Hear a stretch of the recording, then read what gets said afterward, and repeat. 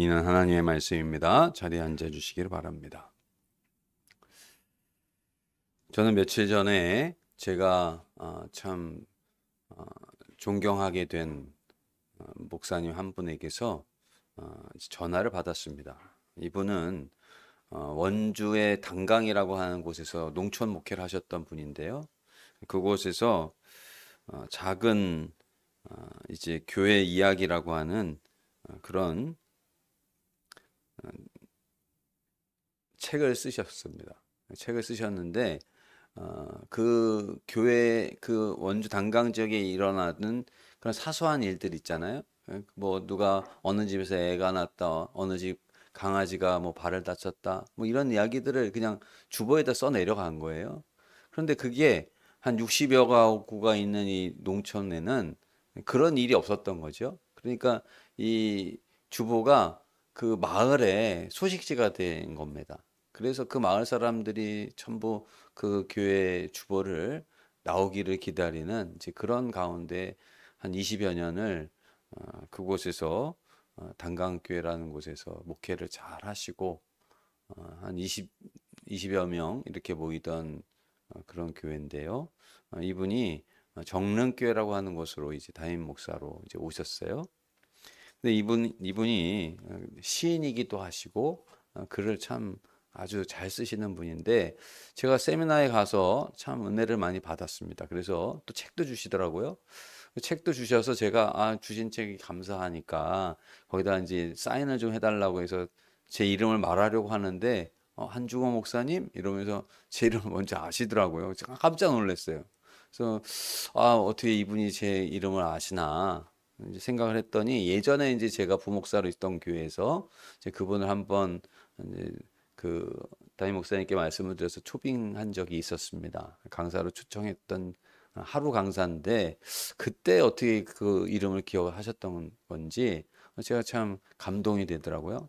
근데 며칠 전에 이분이 뜬금없이 갑자기 이제 전화를 주셔서 어쩐 일이시냐 전화를 했더니 그냥 기도하는 중에 생각이 나서 전화를 했다고 얘기를 하시는 거예요. 그러면서 이제 끊으시면서 하시는 말이 뭐 긴 통화도 아닙니다. 그냥 생각나서 전화했어요. 그러면서 하시는 말이 좋은 목회 합시다. 그러고서 딱 끊었어요. 뭐 별말 아니죠. 근데 저에게 굉장히 또 이게 감동이 되는 거예요. 저녁에 제가 집으로 이렇게 오면서 그 전화를 받았는데 일전에 제 친구가 제가 막 그 전도사 시절에 교회 일에 막 바빠가지고 뭐 어디 쉬지도 못하고 교회 일을 하는데 잠깐 나갔다 오자 그러면서 저를 불러서 그 연대 앞에 연대 안으로 들어가서 이렇게 한 바퀴 돌고 저를 이렇게 환기를 시켜줬을 때 참 그렇지 않았으면은 하루가 되게 피곤했을 텐데 그 친구 덕분에 아주 즐거운 마음으로 하루를 마감했던 그런 기억이 있거든요. 근데 그 목사님의 그 통화가 저에게 그런 느낌을 주었습니다. 참 감사하게 제가 전화를 통한 시간이었는데 문득 그런 생각을 했어요. 우리가 삶에서 조그만 여백도 없이 정신없이 살아가고 있는 것이 아닌가. 또 사소한 것에 매여서 정말 중요한 것을 밀어내는 모습으로 우리가 재미도 없고 피곤하기만 한 그런 모습으로 살아가고 있는 것은 아닌가 하는 생각을 하게 되었습니다. 여러분 좋은 열매를 얻으려면은 우리가 인위적으로 열매를 만들 수가 없죠.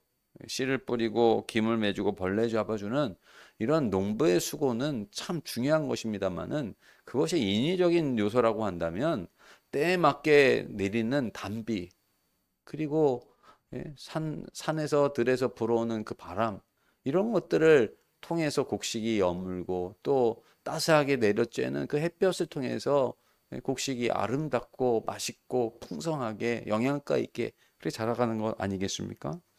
제가 농부를 잘 모릅니다만은 농사를 짓는 농부 한 분을 제가 참 저 농부는 농사를 모르는 내가 봐도 농사를 잘 짓는 것 같다. 이런 그렇게 생각이 되는 농부가 한 분 있었습니다. 아침에 일찍 일어나서요 일을 마칩니다. 일찌감치 일어나니까 일찍 일을 마치게 되는 거예요. 그러면서 저녁에는 너무 편하게 쉬는 거예요.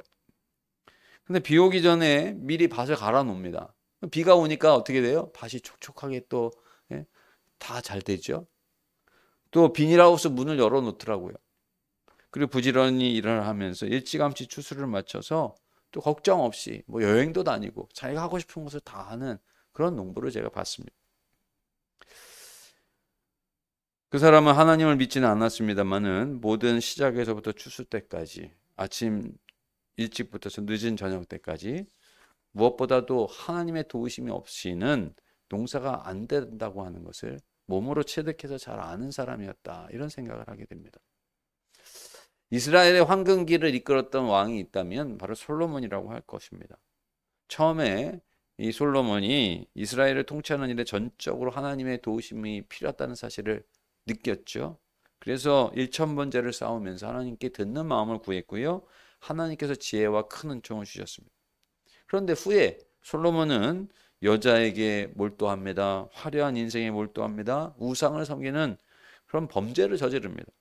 이에 하나님께서는 진노하시고 이스라엘 12지파 아닙니까? 그 중에 10지파를 떼어서 솔로몬의 신하 가운데 여로보암이라고 하는 자에게, 능력이 많은 자라고 그랬습니다. 그 여로보암이라고 하는 자가 솔로몬의 그 실정을 다 본 거예요. 그 사람에게 이제 떼어 주십니다. 그런데 아이러니한 것은 솔로몬의 잘못을 옆에서 그렇게 측근해서 봤던 이 여로보암이 왕의 미움을 받고 도망가서 나중에 그가 이제 10지파를 통해서 북이스라엘의 왕이 되었는데, 그렇다고 한다면은 그가 또 하나님의 역사를 통해서 아이야 선지자가 10지파를 내가 너에게 줄 것이다, 그러면서 그 징조를 받고 그대로 예언을 받고 그대로 된 거거든요. 하나님을 통해서 자기가 왕이 되었다라고 하는 것을 알았던 이 여로보암이 어떻게 솔로몬과 똑같이 왕이 되고 난 다음에 하나님을 거역하느냐라고 하는 것입니다. 왕이 되기 전에는 그렇게 충성스럽고 그렇게 건실해 보였던 청년이었고, 왕이 정말 자기에게 비추어서 이 사람이 위험인물이라고 여길 만큼 능력 있는 사람이었는데, 이 사람이 왕이 되니까 또 똑같이 반복한다 이거예요. 여로보암 왕이 되고 나서요, 율법에 따르면 1년에 3번씩 백성들은 예루살렘에 가서 제사를 드려야 되는데, 그런데 북쪽에 있는 백성들이 남쪽 예루살렘으로 가면은 남쪽으로 다 마음을 빼앗길까 봐 이에 여로보암이 행한 것이 단과 베델 두 곳에 황금 송아지를 세우고요, 거기에 제단을 쌓고 자기 마음대로 제사장을 임명한 것입니다. 그러면서 여로보암의 자손들과 이스라엘을 심판하시겠다라고 하는 하나님의 경고도 여로보암은 두려워하지 않습니다. 자기의 사랑하는 아들이 이제 죽게 되었는데도 돌아보질 않습니다. 그러면서 하는 일이 무엇이냐? 자기 아내를 변장시켜서 선지자의 눈을 속이고 사람의 눈을 속여서 자기 아들이 살아날 가망성을 이제 열어놓으려고 그렇게 하는 모습을 우리가 함께 말씀을 통해서 봉독한 것입니다. 여러분, 솔로몬도 그렇지만 여로보암 역시 하나님의 큰 은혜를 통해서 왕이 되지 않았습니까? 그런 은혜를 받았는데 왜 왕위를 잃어버릴 두려움 때문에 또 자기의 욕심 때문에 하나님의 현존을 잊어버리고 마느냐 하는 것입니다. 유명한 사람들, 방송 연예인들을 우리가 요즘 기사로 많이 보죠. 그런데 문제가 되고 있는 게 마약 아닙니까? 그 사람들이 정말 자기가 누릴 수 있는 인기, 돈, 명예 다 가지고 있잖아요. 그런데도 왜 마약을 하느냐, 마약을 해가지고 그거를 한순간에 다 잃어버리느냐. 그 쾌락을 멈출 수가 없는 겁니다. 자기가 느꼈던 것보다 더 정점에 이르고 조금 더 즐겁게 살려고 하는 그 욕심 때문에 결국 그는 파멸에 이르고 마는 것을 우리가 보게 되는 것이죠. 그런데 이 여로보암의 모습 역시 그런 것이 아닌가, 이런 생각을 하게 되는 것이죠. 여러분, 우리가 살아갈 때 특별하게 우리가 뭐 돈이 많거나 또는 명예를 얻거나 권력을 얻거나 이런 건 아니라 할지라도 솔로몬이나 여로보암처럼 하나님의 은혜를 받고도 그 은혜를 배역하여 미움을 받고 진노를 사는 그런 인생을 살아가는 안 되지 않겠습니까? 오히려 우리는 하나님께서 주시는 그 은혜를 주시는 대로 맛보며 또 은혜를 구하는 그런 자로 살아가야 되지 않겠습니까? 우리가 그런 삶을 살아가려고 한다면 어떻게 해야 될 것이냐? 먼저는 말씀을 떠나도록 유혹하는 죄를 끊고 하나님만을 경외하기로 결심을 해야 되는 것입니다. 그리고 하나님을 끝까지 경외해야 되는 것입니다. 오늘 말씀에 보시면 하나님께서는 아이야 선지자를 여로보암과 그 아이야 선지자에게 이제 나이가 많이 들어가지고 눈도 보이지 않죠. 그런데 하나님께서 이 선지자에게 뭐라고 얘기를 하시냐면 예언자에게 이제 여로보암과 그 처의 계략을 다 얘기를 하면서 심판의 메시지를 전하게 하십니다. 그런데 여로보암은 그 이야기를 듣고도요 회개하지 않습니다. 아니 회개하지 못하고 그저 자기가 자식이 죽는다고 해도 회개가 안 되는 것입니다. 애초에 여로보암이 은혜를 배역하지 않았다라고 한다면은 어땠겠습니까? 만일 그가 걱정거리가 뭐였어요? 1년에 3번 자기 백성들이 남쪽으로 가가지고 제사를 드린다고 하면서 마음을 빼앗길까봐 이게 걱정이었지 않습니까? 한번 생각해 보자고요. 마음을 빼앗겼다고 한다면 여로보암이 죽었을까요? 아니면 여로보암이 왕위를 잃어버렸을까요? 아니면 우리가 잘못했으니 북쪽에 있었던 백성들이 전부 다 다시 이스라엘과 합치자 이렇게 이야기를 했을까요? 물론 어떤 상황이 일어나게 될지는 아무도 모르지만은 그러나 하나님께서 솔로몬이 그렇게 하나님을 배역했기 때문에 내가 그의 왕위를 떼서 너에게 주겠다라고 약속을 해주시고 아이야 선지자를 보내서 그렇게 약속을 해주셨다라고 한다면은 주신 하나님께서 그렇게 뺏으시겠습니까? 그런 하나님 아니시잖아요. 오히려 그런 염려 속에서도 하나님 앞에 기도하면서 하나님의 말씀을 신뢰했다면 아들이 죽을 일도 없었을 것입니다. 그리고 이 일을 통해서 하나님께서는 더 그를 크게 인정하시고 가정도 복을 받고 더 부강한 나라가 되도록 만들어 주셨을 것입니다. 잠언 1장 7절 여호와를 경외하는 것이 지식의 근본이거늘 미련한 자는 지혜와 훈계를 멸시하느니라 했습니다. 여러분 하나님을 경외한다라고 하는 말이 무슨 말입니까? 무서워한다는 말이 아니라 하나님을 가장 귀히 여기고 사랑하고 전적으로 의지하는 것을 말하는 것입니다. 자기의 처지를 돌아보면서 죄는 멀리하고 하나님을 사랑하는 마음을 우리가 조금이라도 갖는다라고 한다면은 그 큰 은혜를 받은 여로보암이 그렇게 행할 수는 없는 것이죠. 우리는 탕자의 이야기를 잘 알죠. 탕자가 아버지의 유산을 받아서 외국에 나갔다가 거지가 되지 않습니까? 그래서 돼지가 먹는 쥐업 열매라도 좀 먹으려고 그러는데 그것마저도 없어서 못 먹는 신세가 될 때 생각합니다. 누구를 생각하나요? 아버지를 생각하죠. 야, 내가 아버지 집에 있을 때는 우리 종들도 얼마나 잘 먹고 얼마나 잘 입고 잘 살았는데 내가 이렇게 하나님 앞에 또 아버지 앞에 큰 죄를 졌구나. 그제서야 깨달은 이 탕자가 아버지를 기억하고 회개하고 돌아오지 않습니까? 그러니 돌아올 때 아버지가 저 자신을 거들떠보지 않아도 좋으니 내가 제발 종으로라도 좀 여겨달라고 그렇게 간청해야 되겠다라고 하는 마음으로 돌아오는데 이미 아버지는 미리 기다리고 있었던 거예요. 그리고 달려와서 얼싸안고 맞아주지 않습니까? 여러분 죄악길에 머물지 마시고 회개하고 돌아나와 아버지께로 나아올 수 있는 자들이 되시기를 바랍니다. 두 번째로는 누더기를 벗어버리고 하나님 아버지께서 주시는 은혜의 옷을 갈아입어야 됩니다. 아버지는 그를 맞고서야 어떻게 합니까? 누더기 옷을 다 벗기고 목욕을 시키고 말이죠. 새 옷을 갈아입히지 않습니까? 그 잔치를 하죠. 여러분 여로보암이 자기 아내에게 아이야 선지자에게 변장을 하고 가라고 그렇게 말을 했습니다. 왜 변장을 하라고 그랬을까요? 왕인 자기가 선지자에게 자기 아내를 보내는 것, 또 아이야 선지자에게 가는 것들이 이렇게 드러나게 되면 곤란해질까 봐 그런 마음이었겠죠. 그러면서 눈먼 선지자를 속이고 당연히 하나님의 뜻을 알아낼 줄 알았던 것이 이 여로보암의 생각이었습니다. 여러분 선지자는요 나이가 들어서 눈도 보이지 않았습니다. 마치 야곱이 자기 아버지 이삭을 눈이 이제 보이지 않는 이삭을 속일 수 있다고 생각했던 것처럼 아마 이 여로보암도 그렇게 생각했던 것이 아닌가 싶습니다.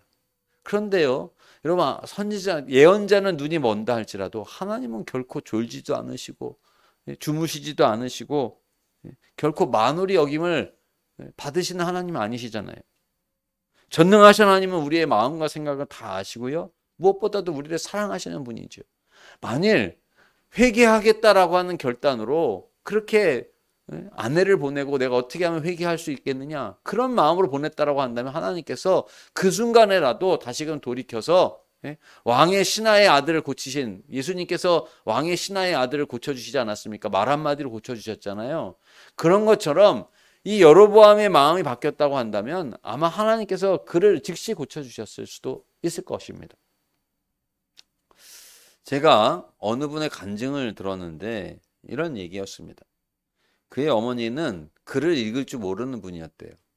그런데 고교 시절 때 이 어머니에게 가가지고 이제 책값을 달라고 그렇게 얘기를 하면서 돈을 이제 다른 데 자기의 용돈으로 쓰려고 돈을 달랐는데 어머니에게 영어 사전 사야 된다라고 그러면서 돈을 받아갔다는 겁니다. 그리고 나서 또 다음에는요, 프라임 사전 사야 된다고 그래서 또 돈을 받아가고요. 그래서 이름만 이렇게 바꿔가면서 몇 번을 받아간 거예요. 너 그때 사지 않았니? 그러면서 이렇게 두시더라는 거예요. 그런데 이분이 나이가 들어가지고 자기 아들한테 이제 얘기를 하는데 이 아들이 뭐라고 그러면서 돈을 달라고 그러는데 눈을 보니까 얘가 이제 자기를 속이는 것 같은 느낌이 딱 들었다는 거예요. 그러면서 돈을 주면서 문득 어떤 생각이 들었냐면 옛날에 어머니가 내가 속이려고 그러는 걸 알고 있었구나. 그 생각이 딱 들었다는 거예요. 그러면서도 속아 주신 거구나. 이렇게 깨달았다는 것입니다. 여러분, 하물며 하나님께서 모르시겠습니까? 여로보암은 아이야만 선지면, 아이야 예언자만 속이면은 하나님의 뜻을 알 줄 알았죠. 그러면서 하나님의 은혜를 받을 수 있다라고 생각하는 죄를 범했습니다만은 하나님 앞에 나아가는 자는 어떻게 나아가야 되느냐? 단장품을 제거하고 나오라고 하나님께서 그러셨어요. 너희 앞에 가식을 다 버리라는 거예요. 단장품을 제거하고 옷을 찢으면서 마음을 진심으로 회개하는 마음으로 나오고 머리를 풀고 그 머리에 재를 뒤집어 쓰고 나오라는 것입니다. 내 머리로 하나님을 거역했던, 내 알량한 지식으로 하나님 거역했던 것이 정말 잘못이었다라는 것을 인정하며 나오라는 것이죠. 여러분, 우리는 여로보암처럼 죄를 범하지 않았을지 모릅니다. 그러나 한번 생각해 보십시오. 사람은 속고 속는 거야. 남은 알아주지 않고 자기만 아는 거야. 나를 도울 사람은 없을 거야. 라고 생각을 하면서 우리가 삶에서 어려운 문제를 만날 때보다 하나님을 생각하고 하나님을 의지하기보다는 문제 때문에 낭망했던 일이 얼마나 많느냐 하는 것입니다. 내가 너무나도 부족해서 하나님께서 나를 도와주실까? 이런 문제도 하나님께서 나를 도와주실까 하면서 우리가 기도를 포기했던 적이 얼마나 많느냐 하는 것입니다. 여러분, 어떤 문제도 문제일 뿐입니다. 우리는 할 수 없을 것 같아도 하나님께서는 해결하지 못하실 문제가 없습니다. 또 우리는 하나님의 자녀 아니겠습니까? 우리는 하나님의 크신 은혜를 힘입고 살아간다는 사실을 우리가 기억한다라고 한다면은 마치 절망의 철로 역정에 보면은 절망의 성에서 크리스찬이 갇혀 있죠. 거인에게 붙잡혀서 정말 죽도록 매를 맞습니다. 차라리 거인이 요청하는 게 뭐냐면, 야, 난 매일마다 너를 이렇게 정말 죽지 못해서 죽는 게 차라리 날 정도로 때릴 거니까 네가 자살하는 게 좋을 거야. 그럼 자살을 충동질합니다. 너무나도 고통스러워서 한순간 크리스찬이 그런 생각도 해요. 그런데 그가 무엇을 깨달았냐면 자기의 품속에 언약의 열쇠가 있다라고 하는 것을 깨닫고 나서, 그리고 그 감옥문을 열고 도망쳐 나오는 그런 모습들을 철로 역정을 통해서 우리가 볼 수가 있습니다. 여러분, 아무리 큰 문제를 할지라도 하나님 앞에 엎드리면 문제는 변하여 가루와 같이 다 사라지고 하나님께서 주시는 은총의 빛이 우리의 삶 속에 환히 비춰날 줄로 믿습니다. 여로보암은 하나님을 속일 수 있다는 누더기를 벗어버려야 했습니다.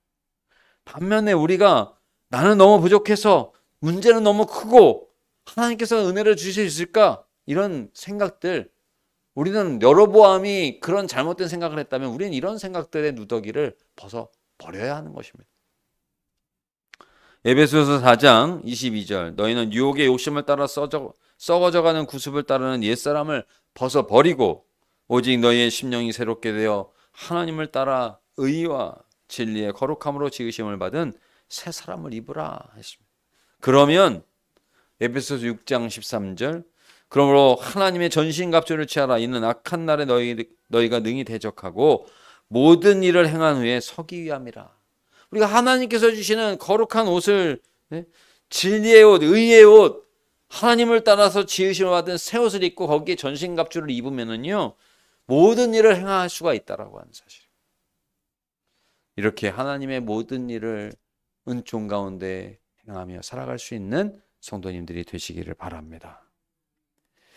그런데 우리가 여기서 생각해야 될 것이 있습니다. 열심을 좀 내야 돼요. 어디에 열심을 내야 되느냐? 하나님의 은혜를 거침없이 구하고 쌓아가는 일에 열심을 더 내야 된다라고 하는 것입니다. 자기 아내를 변장시켜서라도 여로보암은 자기 아들이 살지 죽을지 그걸 좀 알아보라, 그래 보내지 않습니까? 그런 열심이 여로보암에게 있었어요. 그런데 우리는요, 우리의 생명의 회복자가 되시는 하나님 앞에 왜 그렇게 나아가서 엎드리려고 하지 않느냐라고 하는 생각을 해봐야 하는 것입니다. 여로보암처럼 세상 일에는 가진 수를 다 쓰는 사람들이 얼마나 많이 있습니까? 꼼수를 쓰고요, 또 돈을 쓰고요, 자기가 아는 모든 걸 다 동원해서라도 뭔가 그 문제를 잘 해결하려고 하는 사람들이 세상에 얼마나 많이 있습니까? 그런데 보면 역으로 우리는 독생자를 보내주신 은혜의 하나님을 고백을 하면서도 그 사랑의 그 은혜를 넘치도록 받으려고 가진 수를 쓰지 않는 우리들의 모습을 볼 수가 있어요.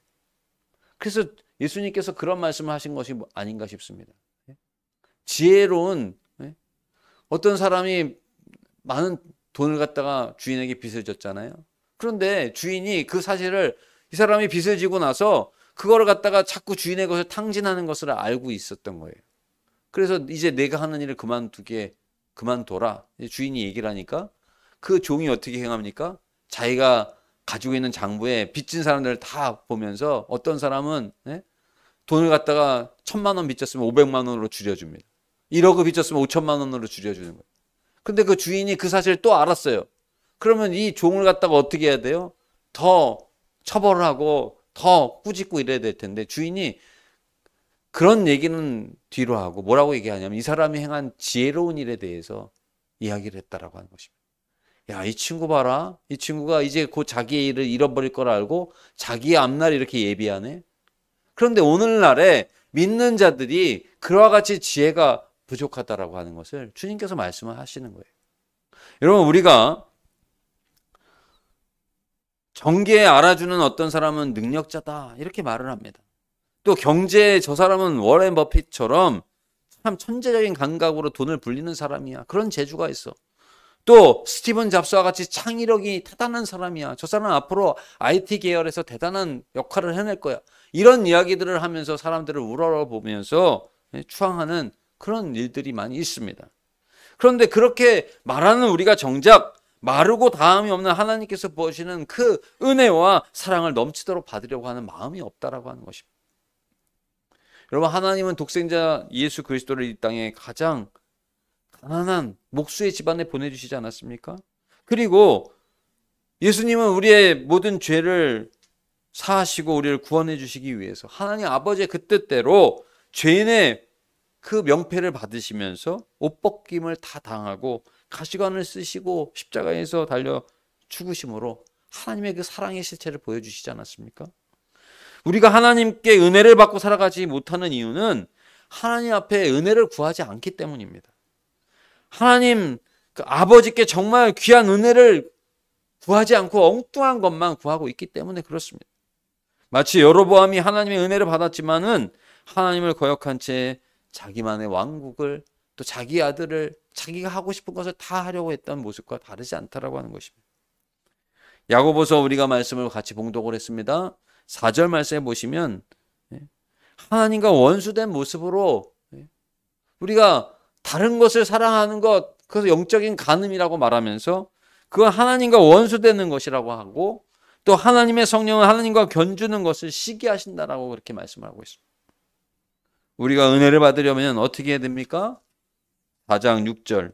그러나 하나님께서는 더 큰 은혜를 주십니다. 그러므로 성경이 이르기를 하나님께서는 교만한 자들을 물리치시고 겸손한 사람들에게 은혜를 주신다고 하신 말씀을 우리가 기억해야 하는 것입니다.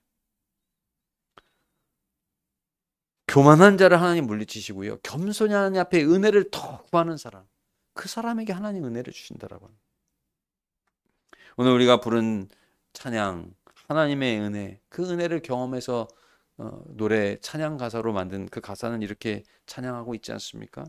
나를 지으신 이가 하나님, 나를 부르신 이가 하나님, 나를 보내신 이도 하나님, 나의 나 된 것은 다 하나님 은혜라.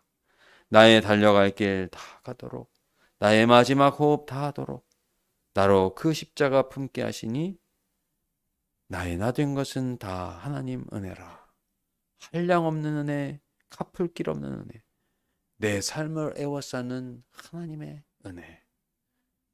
여러분, 하나님의 그 한량 없는 은혜를 경험하고 싶지 않으십니까? 그 은혜를 날마다 누리며 경험하며 살아가는 그 삶이 가장 복되다라고 하는 사실을 여러분 믿으십니까? 하나님의 은혜를 구하는 자는 영원육의 복을 다 누리는 자입니다. 시냇가에 심기운 나무는 뿌리를 강으로 내려야 되는 것입니다. 수원과 반대로 뿌리를 내려서는 안 됩니다. 잘못된 방향이라고 한다면은 당연히 돌이켜서 은총의 근원이 되신 하나님 앞에 나아가야 하는 것입니다. 은혜를 구하는 자가 되어야 하는 것이죠. 야고보서 1장 5절, 너희 중에 누구든지 지혜가 부족하거든 모든 사람에게 후히 주시고 꾸짖지 아니하시는 하나님께 구하라. 그리하면 주시리라. 말씀을 떠나도록 유혹하는 죄를 어느 순간이든지 끊어내시기를 바랍니다. 그리고 하나님을 경외하십시오. 누더기를 벗어버리고 말씀과 기도로 하나님께서 주시는, 하나님 아버지께서 주시는 은혜의 옷으로 날마다 갈아입으시기를 바랍니다. 거기에 생명이 있습니다. 가장 귀하고 존귀한 복을 누리는 삶이 열려지게 되는 것입니다. 하나님께서 함께 하시며 부어주시는 그 누구보다도 복된 인생을 살아갈 수 있는 은혜를 구하는 자들이 다 되시기를 주님의 이름으로 축원합니다. 이제는 우리 주 예수 그리스도의 크신 은혜와 하나님 아버지의 놀라우신 사랑과 성령님의 한없는 은총이 교만을 버리고 또한 합당하지 못한 누더기와 같은 것들을 다 벗어버리고 오직 하나님 앞에 겸손히 거룩한 하나님의 은혜의 옷을 힘입고 또 거침없이 하나님께서 주시는 그 은혜의 자리로 은혜의 품으로 나아가기를 결단하는 사랑하는 모든 성도님들에게 이제로부터 영원토록 함께하여 주옵시기를 간절히 축원하옵나이다. 아멘. 아멘.